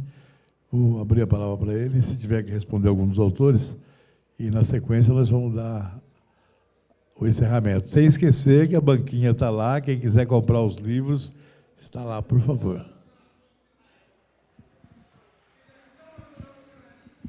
Sou Gonçalves, defensor popular. Piauiense, né? Queria a juventude que estava aqui, minha militância começou no Piauí aos 13 anos de idade, porque chegaram para despejar nós do interior lá, fazer uma barragem, aí eu falei que não ia deixar. Com 15 anos eu peguei o documento do meu irmão, que era mais velho que eu, vim falar com o JK. Digo, pode suspender a obra, porque Carnaúba e Babaçu são produtos naturais, não podem ser destruídos. A obra hoje está parada lá. O JK parou. E em 1960, se votava no presidente e no vice-presidente. Eu tinha 16 anos. Fizemos uma campanha por voto aos 16 anos. Entendeu? E uma outra briga também, nossa, que a gente queria recomeçar, é que não existia Ministério da Cidade, existia o maldito do Ministério da Agricultura, que expulsava o homem do campo e na cidade não tinha como ficar. Entendeu? Então a gente levantou uma bandeira e queria levar para o pessoal da cidade nos ajudar ao pessoal ter a reforma agrária. Os Estados Unidos faz mais de 10 anos, mais 100 anos que tem reforma agrária. E aqui no Brasil não tem, porque o pessoal da cidade que passa fome, morre, fica na rua pedindo esmola e não tem coragem de se unir e ir para cima, igual a gente fazia. Olha, em 62, nós vindo do Piauí para cá, fazer greve geral, fizemos para conseguir o 13º. A Globo desceu o cacete aí e tal, entendeu? Mas nós fizemos, levamos para o ministro do Trabalho, que era o Montoro, e o presidente João Goulart, assinaram, entendeu? Então, tem que descobrir qual é a luta. E nós temos muitos problemas. Agora, aqui, que acabou, eu sou na região de Santo Interlagos, era o maior parque industrial. Mas quando inventou a maldita importação, acabou. Então, nós queremos, por exemplo, boi vai morrendo no caminho. Minas Gerais, se você for, você vê o que tem de trem levando minérios, e aqueles que foram beneficiados lá fora, volta de avião. Por que não é beneficiado aqui? Porque o brasileiro fica de boca aberta. Entendeu? Tá bom, Saulo.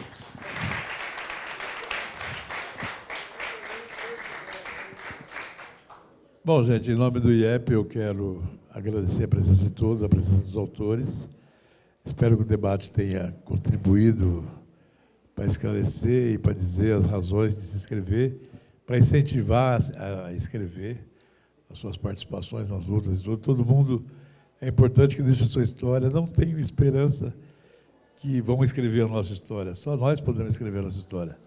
Eu, num debate com o Chico Belfort, que foi do PT, depois foi do PSDB, ele veio aquela história, peço velho, não sei o que, eu falei, olha, sou filho de um pedreiro analfabeto, mas quero fazer a história e quero contar a história do jeito que foi feita. Eu não quero que os intelectuais precisem escrever. Não é que está impedido, é que é importante que nós possamos contar do nosso jeito, como disse o Vicente Espanhol, anotando cada detalhe para poder repassar isso lá na frente. Eu queria agradecer muito também a presença dos filhos, a filha do Vicente, o filho do Anísio, os que acompanharam seus pais, é fundamental. Não sei se a filha do Tico tem aqui, mas está a sobrinha do Zico.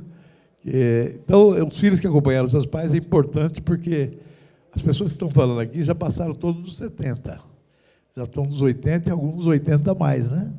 Mas continuam aí como exemplo de que a luta continua. Tá bom? Muito obrigado a todos.